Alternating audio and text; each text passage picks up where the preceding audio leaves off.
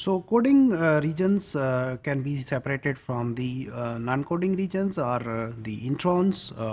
Coding regions in the genes are obviously the exons. So here we mean the exons, and then we have exons, and then they are separated by introns. And introns, they start with GT. We call it as donor site, and acceptor site is where the introns, they are ending with the sequence like YAG. Y can be any pyrimidines. Mostly we put AG as the ending sequence. So GT, AG, these are donor and acceptor sites. These are the canonical forms. So over 99.24% we will observe these nucleotides. There are some non-canonical forms also in addition to this. So like TSS, the flanks of splice junctions, they also show bias distributions of nucleotides in certain positions. So these bias distributions can be used to predict those splice junctions. That's what we also did a similar activity in identifying the TSS. So we can do something similar here. Here is the example. We can see one more time. We have exons, and then we have donor site where we see a big GT. That representation, guys, is called as sequenced logos. I'll talk about that in a moment. And then we have this intron region, the whole intron region, and then we have acceptor region that ends up with AG. So you can see the big proportion of AG, and then next exon it starts. What are sequence logos? Sequence logos are visual representation of a position specific distribution. So at particular position, what is the frequency of some nucleotide?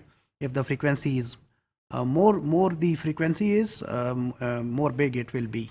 So the height or the size of that particular nucleotide gives a idea about a relative frequency with respect to the other nucleotides. So it's easy for nucleotides, but we need colors to depict 20 amino acids. So sequence logos are good representations as far as the DNA nucleotides are concerned.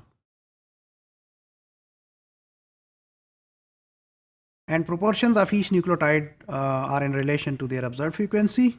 So sometimes we have more than one of the the heavy frequency nucleotides, so we can order them and put them the highest one at the top and the rest of them at the bottom in a hierarchy. Non-canonical splice sites can be GCAG, which is 0.69%. It can also be AT and AC, and there are some others. So we can get the information contact. We can see the observed frequencies of some nucleotides around those these donor and acceptor splice sites, and we can use those frequencies in order to calculate the relative frequencies of those particular nucleotides, and then we can get a scoring function out of it. That's what we did in TSS, and we can use those scoring function in order to have an estimate that whether those particular sequences have a strong evidence to have these splice junctions.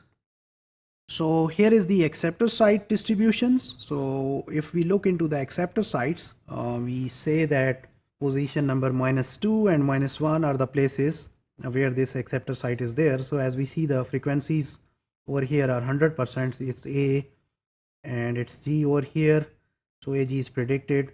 But if we look into the neighbors at position -3, there are mostly C's, and at position number -4, it may be C, or it may be TU.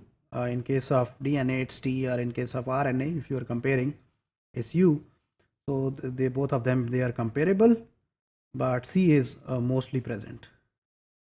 We look into -5, we see the proportion of T and U is higher than we have C's.